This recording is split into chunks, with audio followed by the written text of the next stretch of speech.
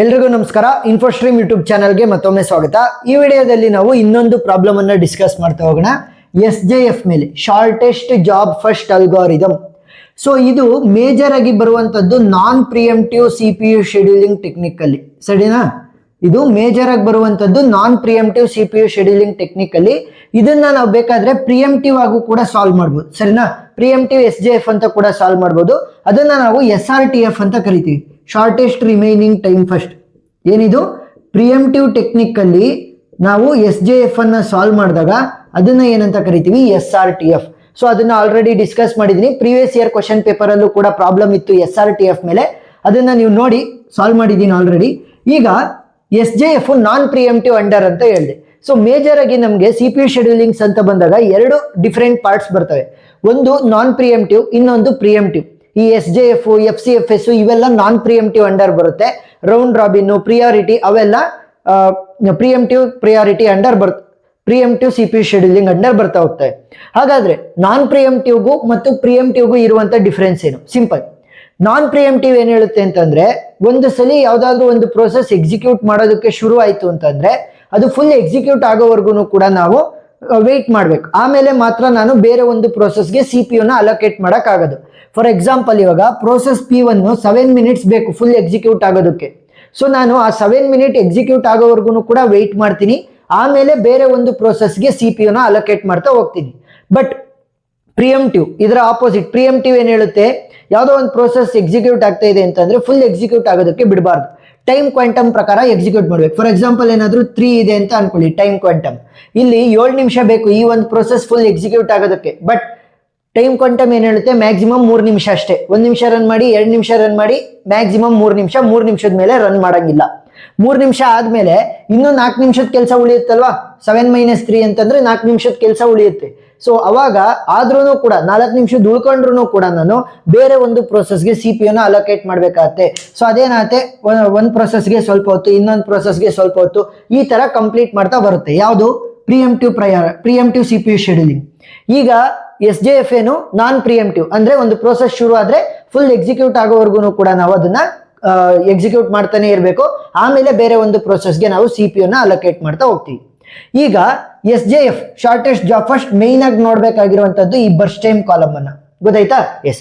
So ಇವಾಗ ನಾವಿಲ್ಲಿ ಕಂಡುಹಿಡಿಬೇಕಾಗಿರೋದು 3. ಒಂದು completion time, next turn around time ಅನ್ನ ಕಂಡುಹಿಡಿಬೇಕು, ಆಮೇಲೆ ವೇಟಿಂಗ್ ಟೈಮ್ ಅನ್ನ ಕಂಡುಹಿಡಿಬೇಕಾಗುತ್ತೆ, ಸರಿನಾ? ಈ ಕಂಪ್ಲೀಷನ್ ಟೈಮ್ ಅನ್ನ ನಾವು ಗ್ಯಾನ್ ಚಾರ್ಟ್ ಅನ್ನ ಯೂಸ್ ಮಾಡ್ಕೊಂಡು ಸಾಲ್ವ್ ಮಾಡ್ತಾ ಹೋಗ್ತೀವಿ. ಕಂಪ್ಲೀಷನ್ ಟೈಮ್ ಮೇಲೆ ಟರ್ನ್ ಅರೌಂಡ್ ಟೈಮ್ ಡಿಪೆಂಡ್ ಆಗಿರುತ್ತೆ, ಟರ್ನ್ ಅರೌಂಡ್ ಟೈಮ್ ಮೇಲೆ ವೇಟಿಂಗ್ ಟೈಮ್ ಡಿಪೆಂಡ್ ಆಗಿರುತ್ತೆ, ಸರಿನಾ? ಯಾಕೆ ಅಂತ ನಾನು ಹೇಳ್ಕೊಡ್ತಾ ಹೋಗ್ತೀನಿ ಮುಂದೆ ಫಾರ್ಮುಲಾಗಳನ್ನ ಬರಿತಾ ಹೋದಾಗ. ಈಗ ಫಸ್ಟ್ ಕಂಪ್ಲೀಷನ್ ಟೈಮ್ ಅನ್ನ ಕಂಡುಹಿಡಿಯೋಣ. ಸೊ ಕಂಪ್ಲೀಷನ್ ಟೈಮ್ ಅನ್ನ ಕಂಡುಹಿಡಿಯೋದಕ್ಕೋಸ್ಕರ ಗ್ಯಾನ್ ಚಾರ್ಟ್ ಅನ್ನ ಯೂಸ್ ಮಾಡ್ತಾ ಹೋಗ್ತೀವಿ. ಗ್ಯಾನ್ ಚಾರ್ಟ್. ಈ ಗ್ಯಾನ್ ಚಾರ್ಟ್ ಯಾವ ರೀತಿ ಅಂತಂದ್ರೆ, ಇದು ಶುರುವಾಗದೆ 0 ಇಂದ. ಸೊ ಇಲ್ಲಿ ನಮಗೆ SI ಯೂನಿಟ್ ಅನ್ನ ಸ್ಪೆಸಿಫೈ ಮಾಡಿಲ್ಲ, whether the time is milli seconds ಏನು ಅಂತಾನು ಕೂಡ ನಮಗೆ SI ಯೂನಿಟ್ ಅನ್ನ ಸ್ಪೆಸಿಫೈ ಮಾಡಿಲ್ಲ. ಆ ಒಂದು ಕಾರಣಕ್ಕೋಸ್ಕರ ನಾನು ಮಿನಿಟ್ಸ್ ಅಂತಾನೆ ನಾನು ಎಕ್ಸ್ಪ್ಲೈನ್ ಮಾಡ್ತಾ ಹೋಗ್ತೀನಿ, ಸರಿನಾ? ಈಗ 0th ಮಿನಿಟ್ ಅಲ್ಲಿ ಯಾವ ಪ್ರೋಸೆಸ್ಗಳು ಅರೈವ್ ಆಗಿದಾವೆ ನೋಡ್ಬೇಕು. ಯಾಕಂದ್ರೆ ಯಾವುದೇ ಒಂದು ಪ್ರೋಸೆಸ್ ಅನ್ನ ನಾನು ಎಕ್ಸಿಕ್ಯೂಟ್ ಮಾಡಬೇಕು ಅಂತಂದ್ರೆ ಫಸ್ಟ್ ಆ ಒಂದು ಪ್ರೋಸೆಸ್ ಅರೈವ್ ಆಗ್ಬೇಕು. ಅರೈವ್ ಆದ್ಮೇಲೆ ನಾನು ಎಕ್ಸಿಕ್ಯೂಟ್ ಮಾಡೋದಕ್ಕೆ ಸಾಧ್ಯ. ಈಗ 0th ಮಿನಿಟ್ ಅಲ್ಲಿ ಯಾವ ಪ್ರೋಸೆಸ್ ಅರೈವ್ ಆಗಿದೆ? ಕೇವಲ ಪ್ರೋಸೆಸ್ P1 ಮಾತ್ರ. ಸೊ ಒಂದೇ ಒಂದು ಪ್ರೋಸೆಸ್ ಅರೈವ್ ಆಗಿರೋದ್ರಿಂದ ಅದನ್ನೇ ನಾನು ಎಕ್ಸಿಕ್ಯೂಟ್ ಮಾಡಬೇಕು. ಸೊ ಪ್ರೋಸೆಸ್ P1 ಅನ್ನ ಎಕ್ಸಿಕ್ಯೂಟ್ ಮಾಡ್ತೀನಿ. ಎಷ್ಟು ನಿಮಿಷ? ಸಿನ್ಸ್ ಇಟ್ ಈಸ್ ನಾನ್ ಪ್ರಿಯಂಪ್ಟಿವ್, ಅಂದ್ರೆ ಒಂದ್ಸಲಿ ಶುರು ಆಯ್ತು ಅಂತಂದ್ರೆ ಫುಲ್ ಎಕ್ಸಿಕ್ಯೂಟ್ ಆಗ್ಬೇಕು. ಫುಲ್ ಎಕ್ಸಿಕ್ಯೂಟ್ ಆದ್ಮೇಲೆ ನಾನು ಬೇರೆ ಒಂದು ಪ್ರೋಸೆಸ್ಗೆ CPU ನ ಅಲೋಕೇಟ್ ಮಾಡಕ್ಕಾಗದು.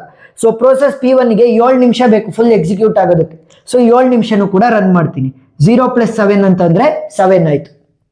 ಈಗ process P1 completed it's full execution and now we are at the 7th minute of execution ಅಂತ ಅಂದ್ರೆ 7ನೇ ನಿಮಿಷದಲ್ಲಿ ಇದೀವಿ ಎಕ್ಸಿಕ್ಯೂಷನ್ ಅಲ್ಲಿ. ಈಗ 7 ನಿಮಿಷದ ಒಳಗಡೆ ಯಾವ್ಯಾವ ಪ್ರೋಸೆಸ್ ಬಂದಿದಾವೆ ನೋಡಿ. 7 ನಿಮಿಷದೊಳಗಡೆ P2 ಬಂದಿದೆ, ಯಾಕಂದ್ರೆ 1ನೇ ನಿಮಿಷದಲ್ಲೇ ಬಂದಿದೆ. P3 ಬಂದಿದೆ, which came at 2nd minute. P4 ಬಂದಿದೆ, which came at 3rd minute. P5 ಬಂದಿದೆ, which came at the 4th minute. ಅಂತ ಅಂದ್ರೆ ಉಳಿದಿರುವಂತ 4 ಪ್ರೋಸೆಸ್ಗಳು ಕೂಡ ಅರೈವ್ ಆಗಿದಾವೆ. ಈಗ ಯಾರನ್ನ ನಾನು ಎಕ್ಸಿಕ್ಯೂಟ್ ಮಾಡಬೇಕು? Because all have arrived with in the 7th minute it self. So ಅದು ಡಿಪೆಂಡ್ ಆಗೋದು ಯಾರ ಮೇಲೆ? ಈ ಶಾರ್ಟೆಸ್ಟ್ ಜಾಬ್ ಫಸ್ಟ್ ಅಂತಂದ್ರೆ ಬರ್ಸ್ಟ್ ಟೈಮ್ ಮೇಲೆ ಡಿಪೆಂಡ್ ಆಗುತ್ತೆ. ಯಾರ್ದು ಕಡಿಮೆ ಇರುತ್ತೆ ಬರ್ಸ್ಟ್ ಟೈಮು ಅವ್ರನ್ನ ಎಕ್ಸಿಕ್ಯೂಟ್ ಮಾಡ್ಬೇಕಂದ್ರೆ ಏನು? ಶಾರ್ಟೆಸ್ಟ್ ಟೈಮ್ ಸಾಕು ಆ ಒಂದು ಜಾಬ್ ಎಕ್ಸಿಕ್ಯೂಟ್ ಆಗೋದಕ್ಕೆ. ಸೊ ಕಡಿಮೆ ಟೈಮಲ್ಲೇ ಬೇಗ ಎಕ್ಸಿಕ್ಯೂಟ್ ಆಗುತ್ತೆ, ಆಮೇಲೆ ಬೇರೆ ಒಂದು ಪ್ರೋಸೆಸ್ಗೆ ಜಾಗನ ಬಿಡ್ತಾ ಹೋಗುತ್ತೆ CPU ನಲ್ಲಿ ಅಂತ ಅರ್ಥ. ಈಗ process P2 burst time is 4, P3 burst time is 9, P4 burst time is 5, P5 burst time is 2. So 4 9 5 2 value smallest value ಯಾವುದು 2 ಅಂತ ಅಂದ್ರೆ ಪ್ರೋಸೆಸ್ P5 ಅನ್ನ ಎಕ್ಸಿಕ್ಯೂಟ್ ಮಾಡ್ತಾ ಹೋಗ್ತೀನಿ. So it is having the shortest job. So process P5 ಅನ್ನ execute ಮಾಡೋಣ ಎಷ್ಟು ನಿಮಿಷ? 2 ಮಿನಿಟ್ಸ್. ಸರಿನಾ? 7 + 2 ಅಂತಂದ್ರೆ 9. ಯಾಕೆ 2 ನಿಮಿಷ ರನ್ ಮಾಡಿದ್ದು? ನಾನ್ ಪ್ರಿಯಂಪ್ಟಿವ್ ಆಗಿರೋದ್ರಿಂದ ಫುಲ್ ಎಕ್ಸಿಕ್ಯೂಟ್ ಆಗೋವರೆಗೂ ಬೇರೆ ಒಂದು ಪ್ರೋಸೆಸ್ ಅನ್ನ ನಾನು CPU ಅಲೋಕೇಟ್ ಮಾಡಂಗಿಲ್ಲ. ಸೊ ಈಗ 9th ಮಿನಿಟ್ ಅಲ್ಲಿ ಇದೀವಿ. 9 ನಿಮಿಷದೊಳಗಡೆ ಉಳಿದಿರುವಂತ ಪ್ರೋಸೆಸ್ ಬಂದಿದಾವ? ಎಸ್. P2 1ನೇ ನಿಮಿಷದಲ್ಲೇ ಬಂದಿದೆ, P3 2ನೇ ನಿಮಿಷದಲ್ಲಿ, P4 3ನೇ ನಿಮಿಷದಲ್ಲೇ ಬಂದಿದೆ. ಈಗ ಈ ಮೂರರಲ್ಲಿ ಯಾರನ್ನ ನಾನು ಎಕ್ಸಿಕ್ಯೂಟ್ ಮಾಡಬೇಕು? ಶಾರ್ಟೆಸ್ಟ್ ಜಾಬ್ ಫಸ್ಟ್, ಅಂದ್ರೆ ಬರ್ಸ್ಟ್ ಟೈಮ್ ಯಾರಿಗೆ ಕಡಿಮೆ ಇದೆ ಅವರನ್ನ. 4 9 5 ಸ್ಮಾಲೆಸ್ಟ್ ವ್ಯಾಲ್ಯೂ ಯಾವುದು? 4 ಅಂತಂದ್ರೆ ಪ್ರೋಸೆಸ್ P2 ನ ನಾವು ರನ್ ಮಾಡ್ತಾ ಹೋಗೋಣ. ಪ್ರೋಸೆಸ್ P2 ಎಷ್ಟು ನಿಮಿಷ ರನ್ ಮಾಡಬೇಕು? Process P2 need 4 minutes for it's complete execution.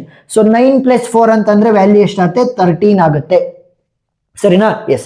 So ನಾವು ಎರಡು 13 ಮಿನಿಟ್ ಆಫ್ ಎಕ್ಸಿಕ್ಯೂಷನ್. 13ನೇ ನಿಮಿಷದೊಳಗಡೆ ಉಳಿದಿರುವಂತ ಪ್ರೋಸೆಸ್ಗಳು ಬಂದಿದಾವ? ಎಸ್. P3 ಮತ್ತೆ P4 ಉಳ್ಕೊಂಡಿರೋದು 2 ಮತ್ತೆ 3ನೇ ನಿಮಿಷದಲ್ಲೇ ಆಲ್ರೆಡಿ ಅರೈವ್ ಆಗಿದಾವೆ. ಸೊ ಇವರಿಬ್ಬರಲ್ಲಿ ಯಾರನ್ನ ಎಕ್ಸಿಕ್ಯೂಟ್ ಮಾಡ್ತೀನಿ? Who is having the less burst time? 9 ಮತ್ತೆ 5 ಸ್ಮಾಲೆಸ್ಟ್ ಯಾವುದು? 5 ಅಂತ ಅಂದ್ರೆ ಪ್ರೋಸೆಸ್ P4 ಅನ್ನ ನಾನು ಎಕ್ಸಿಕ್ಯೂಟ್ ಮಾಡಬೇಕು. ಸೊ ಎಷ್ಟು ನಿಮಿಷ ಎಕ್ಸಿಕ್ಯೂಟ್ ಮಾಡ್ತೀನಿ? Process P4 need 5 minutes for it's complete execution. 13 + 5 ಅಂತಂದ್ರೆ ವ್ಯಾಲ್ಯೂ ಎಷ್ಟಾಯ್ತು? 18 ಆಯ್ತು. ಇನ್ನು ಉಳಿದಿರೋದು ಕೇವಲ ಒಂದೇ ಒಂದು process which have already arrived with in the 18th minute. So 18th minute ಒಳಗೆ ಅಂದ್ರೆ 2ನೇ ನಿಮಿಷದಲ್ಲೇ ಅರೈವ್ ಆಗಿದೆ. ಒಂದೇ ಒಂದು ಪ್ರೋಸೆಸ್ ಆಗಿರೋದ್ರಿಂದ ಅದನ್ನೇ ಎಕ್ಸಿಕ್ಯೂಟ್ ಮಾಡ್ಬೇಕು. ಎಷ್ಟು ನಿಮಿಷ ಬೇಕು ಫುಲ್ ಎಕ್ಸಿಕ್ಯೂಟ್ ಆಗೋದಕ್ಕೆ? 9 ಮಿನಿಟ್ಸ್. ಸೊ ಪ್ರೋಸೆಸ್ P3 ಅನ್ನ ಎಕ್ಸಿಕ್ಯೂಟ್ ಮಾಡೋಣ ಫಾರ್ ಅನದರ್ 9 ಮಿನಿಟ್ಸ್. 18 + 9 ಅಂತಂದ್ರೆ 27. ಸೊ ಈಗ ನಮಗೆ ಇಲ್ಲಿ ವ್ಯಾಲ್ಯೂಗಳನ್ನ ಬರ್ದಿದೀವಲ್ಲ, ಇದು ಕರೆಕ್ಟೋ ಇಲ್ವೋ? ಯಾವ ರೀತಿ ಕಂಡುಹಿಡಿಯೋದು? Very simple. ಬರ್ಸ್ಟ್ ಟೈಮ್ ಅನ್ನ ಆಡ್ ಮಾಡ್ತಾ ಹೋಗಿ ಫುಲ್. 7 + 4 ಅಂತಂದ್ರೆ 11, 11 + 9 is 20, 20 + 5 is 25, 25 + 2 ಅಂದ್ರೆ 27. ಸೊ ಇಲ್ಲೂ 27 ಬಂದಿದೆ, ಇಲ್ಲೂ 27 ಬಂದಿದೆ. ಸೊ ನಮ್ಮ ಆನ್ಸರ್ ಕರೆಕ್ಟ್ ಇದೆ ಅಂತ ಅರ್ಥ. ಸೊ ಈಗ ಕಂಪ್ಲೀಷನ್ ಟೈಮ್ ಅಂತ ಅಂದ್ರೇನು? The total time taken by a process to complete its full execution. ಯಾವ ಒಂದು ಟೈಮಲ್ಲಿ ಆ ಒಂದು ಪ್ರೋಸೆಸ್ ಅದರ ಫುಲ್ ಎಕ್ಸಿಕ್ಯೂಷನ್ ಅನ್ನ ಕಂಪ್ಲೀಟ್ ಮಾಡ್ತು. ಈಗ ಪ್ರೋಸೆಸ್ P1 ಅನ್ನ ನೋಡಿ, ಶುರು ಆಗಿದ್ದು ಎಷ್ಟನೇ ನಿಮಿಷದಲ್ಲಿ? 0th ಮಿನಿಟ್, ಬಟ್ ಕಂಪ್ಲೀಟ್ ಆಗಿದ್ದು 7ನೇ ನಿಮಿಷದಲ್ಲಿ. So right its completion time is 7. Process P5 ಶುರು ಆಗಿದ್ದು 7ನೇ ನಿಮಿಷದಲ್ಲಿ ಆದ್ರೂ ಕಂಪ್ಲೀಟ್ ಆಗಿದ್ದು 9ನೇ ನಿಮಿಷ. So right it as 9. Process P2 complete ಆಗಿದ್ದೆ ಯಾವಾಗ? 13ನೇ ನಿಮಿಷ. ಪ್ರೋಸೆಸ್ P4 ಕಂಪ್ಲೀಟ್ ಆಗಿದ್ದೆ ಯಾವಾಗ? 18ನೇ ನಿಮಿಷ. ಪ್ರೋಸೆಸ್ P3 ಕಂಪ್ಲೀಟ್ ಆಗಿದ್ದೆ ಯಾವಾಗ? 27ನೇ ನಿಮಿಷ. Very simple. ಸರಿನಾ? ಇದು ಮಿಸ್ ಆದ್ರೆ ಮುಂದೆ ಇರುವಂತವು ಎರಡು ಕೂಡ ಮಿಸ್ ಆಗ್ತವೆ. ಸೊ ವೆರಿ ಕೇರ್ಫುಲ್ ಆಗಿ ಬರಿತಾ ಹೋಗ್ಬೇಕಾಗತ್ತೆ. ಈಗ ಟರ್ನ್ ಅರೌಂಡ್ ಟೈಮ್ ಅನ್ನ ಕಂಡುಹಿಡಿಯೋಣ. ಎರಡು ಫಾರ್ಮುಲಾಗಳು ಮೇನು, ಒಂದು ಟರ್ನ್ ಅರೌಂಡ್ ಟೈಮ್ ಮತ್ತೆ ವೇಟಿಂಗ್ ಟೈಮ್. ಯಾಕಂತಂದ್ರೆ ನಿಮಗೆ ಎಕ್ಸಾಮಿನೇಷನ್ ನಲ್ಲಿ ಯಾವುದೇ CPU ಶೆಡ್ಯೂಲಿಂಗ್ ಅಲ್ಗಾರಿದಮ್ ಮೇಲೆ ಪ್ರಾಬ್ಲಮ್ ಕೇಳಿದ್ರು ಕೂಡ ಒಂದು ಆವರೇಜ್ ವೇಟಿಂಗ್ ಟೈಮ್ ಮತ್ತೆ ಆವರೇಜ್ ಟರ್ನ್ ಅರೌಂಡ್ ಟೈಮ್ ಇವೆರಡನ್ನೇ ಕಂಡುಹಿಡಿಯೋದಕ್ಕೆ ಕೇಳೋದು. So turn around time formula ಏನು? Completion time minus arrival time. ಅದೇ ಒಂದು ಕಾರಣಕ್ಕೋಸ್ಕರ ನಾನು ಹೇಳಿದ್ದು ಕಂಪ್ಲೀಷನ್ ಟೈಮ್ ಅನ್ನ ಕರೆಕ್ಟ್ ಆಗಿ ಬರ್ಕೊಳ್ಳಿ. ಇದರ ಮೇಲೆ ಟರ್ನ್ ಅರೌಂಡ್ ಟೈಮು ಡಿಪೆಂಡ್ ಆಗಿರುತ್ತೆ. ನೋಡಿ, completion time minus arrival time. Completion time ಇಲ್ಲಿದೆ, ಅರೈವಲ್ ಟೈಮ್ ಇಲ್ಲಿದೆ. ಸಬ್ಸ್ಟ್ರಾಕ್ಟ್ ಮಾಡಿ. 7 - 0 ಅಂತಂದ್ರೆ 7 ಆಗುತ್ತೆ. 13 - 1 ಅಂತಂದ್ರೆ 12 ಆಗುತ್ತೆ. 27 - 2 ಅಂತಂದ್ರೆ 25 ಆಗುತ್ತೆ. 18 - 3 ಅಂತಂದ್ರೆ 15 ಆಗುತ್ತೆ. 9 - 4 ಅಂತಂದ್ರೆ 5 ಆಗುತ್ತೆ. Very simple. Next waiting time will be equal to turn around time minus burst time. ನೋಡಿ, ಕಂಪ್ಲೀಷನ್ ಟೈಮ್ ಮೇಲೆ ಟರ್ನ್ ಅರೌಂಡ್ ಟೈಮ್ ಡಿಪೆಂಡ್ ಆಯ್ತು, ಟರ್ನ್ ಅರೌಂಡ್ ಟೈಮ್ ಮೇಲೆ ವೇಟಿಂಗ್ ಟೈಮ್ ಡಿಪೆಂಡ್ ಆಗಿದೆ. ಅದಕ್ಕೋಸ್ಕರ ಕ್ಲಿಯರ್ ಆಗಿ ಬರ್ಕಂತ ಹೋಗ್ಬೇಕು. So waiting time is turn around time minus burst time. 7 - 7 ಅಂದ್ರೆ 0, 12 - 4 ಅಂತ ಅಂದ್ರೆ 8, 25 - 9 ಅಂತ ಅಂದ್ರೆ ಎಷ್ಟಾಗುತ್ತೆ? 16 ಆಗುತ್ತೆ. 15 - 5 ಅಂತ ಅಂದ್ರೆ 10 ಆಯ್ತು. 5 - 2 ಅಂತಂದ್ರೆ 3 ಆಯ್ತು. ನೋಡಿ, ವೆರಿ ಸಿಂಪಲ್. ಈಗ ನಾವು ಲಾಸ್ಟ್ ಅಲ್ಲಿ ಏನ್ ಕಂಡುಹಿಡಿಬೇಕು? ಆವರೇಜ್ ಟರ್ನ್ ಅರೌಂಡ್ ಟೈಮ್ ಮತ್ತೆ average waiting time. First average turn around time ಅನ್ನ ಕಂಡುಹಿಡಿಯೋಣ. ಯಾವ ರೀತಿ? ಟರ್ನ್ ಅರೌಂಡ್ ಟೈಮ್ ಕಾಲಮ್ ಅಲ್ಲಿ ಇರುವಂತಹ ಎಲ್ಲಾ ವ್ಯಾಲ್ಯೂಗಳನ್ನ ಆಡ್ ಮಾಡಿ. First 7 + 12 + 25 + 15 + 5 whole divided by total 5 ಪ್ರೋಸೆಸ್ಗಳು ಇರೋದು ನನಗೆ. ನೋಡಿ, total 5 process. So divide it by 5. Calculator ಅನ್ನ ಯೂಸ್ ಮಾಡಿ. 7 + 12 + 25 + 15 + 5. ಸೊ ಎಷ್ಟಾಯ್ತು ನನಗೆ? 64 ಆಯ್ತು. So 64 divided by 5. So decimal ಅಲ್ಲಾದ್ರೂ ಇಡಿ, ಫ್ರಾಕ್ಷನ್ಸ್ ಅಲ್ಲಿ ಇಟ್ರು ಕೂಡ ನಿಮಗೆ ಮಾರ್ಕ್ಸ್ ಅನ್ನ ಕೊಡ್ತಾರೆ. ಈಗ ಆವರೇಜ್ ವೇಟಿಂಗ್ ಟೈಮ್ ಅನ್ನ ಕಂಡುಹಿಡಿಯೋಣ. Average waiting time will be equal to waiting time column ಅನ್ನ ಆಡ್ ಮಾಡ್ತಾ ಹೋಗಿ. 0 + 8 + 16 + 10 + 3 ಹೋಲ್ ಡಿವೈಡೆಡ್ ಬೈ 5. ಯಾಕೆ ಟೋಟಲ್ 5 ಪ್ರೋಸೆಸ್ಗಳು ನನ್ನ ಹತ್ರ ಇರೋದು. ಸೊ 0 + 8 + 16 + 10 + 3 ವ್ಯಾಲ್ಯೂ ಎಷ್ಟಾಗುತ್ತೆ? 37 ಆಗುತ್ತೆ. 37 ಹೋಲ್ ಡಿವೈಡೆಡ್ ಬೈ 5. ಸೊ ಇದನ್ನ ಫ್ರಾಕ್ಷನ್ಸ್ ಅಲ್ಲಾದ್ರೂ ಇಡಿ, ಇಲ್ಲ ಅಂತಂದ್ರೆ ಡಿಸಿಮಲ್ ಅಲ್ಲಾದ್ರೂ ಇಡಿ, ನಿಮಗೆ ಮಾರ್ಕ್ಸ್ ಸಿಗುತ್ತೆ. So average turn around time ಮತ್ತೆ ವೇಟಿಂಗ್ ಟೈಮ್ ಅನ್ನೇ ಕೇಳೋದು CPU ಶೆಡ್ಯೂಲಿಂಗ್ ಅಲ್ಗಾರಿದಮ್ಸ್ ಅಂತ ಬಂದಾಗ. ಸೊ ಈ 2 ಫಾರ್ಮುಲಾ ವೆರಿ ಇಂಪಾರ್ಟೆಂಟ್. ಸೊ ಉಳಿದಿರುವಂತ ಎಲ್ಲ CPU scheduling algorithms, disk scheduling algorithms, ಮತ್ತೆ memory partition algorithms, page replacement ಟೆಕ್ನಿಕ್ಸ್ಗಳು, ಬ್ಯಾಂಕರ್ಸ್ ಅಲ್ಗಾರಿದಮ್ ಎಲ್ಲದನ್ನು ಕೂಡ ನಾನು ಆಲ್ರೆಡಿ ಡಿಸ್ಕಸ್ ಮಾಡಿದ್ದೀನಿ. ಆ ಎಲ್ಲ ವಿಡಿಯೋಗಳು ಪ್ಲೇ ಲಿಸ್ಟ್ ಲಿಂಕ್ ಅಲ್ಲಿ ಇರುತ್ತೆ. ಪ್ಲೇ ಲಿಸ್ಟ್ ಲಿಂಕ್ ನಾನು ಡಿಸ್ಕ್ರಿಪ್ಷನ್ ಅಲ್ಲಿ ಕೊಟ್ಟಿರ್ತೀನಿ. ವಿಡಿಯೋ ಇಷ್ಟ ಆಗಿದ್ರೆ ಸಬ್ಸ್ಕ್ರೈಬ್ ಆಗೋದನ್ನ ಮರಿಬೇಡಿ. Thank you for watching.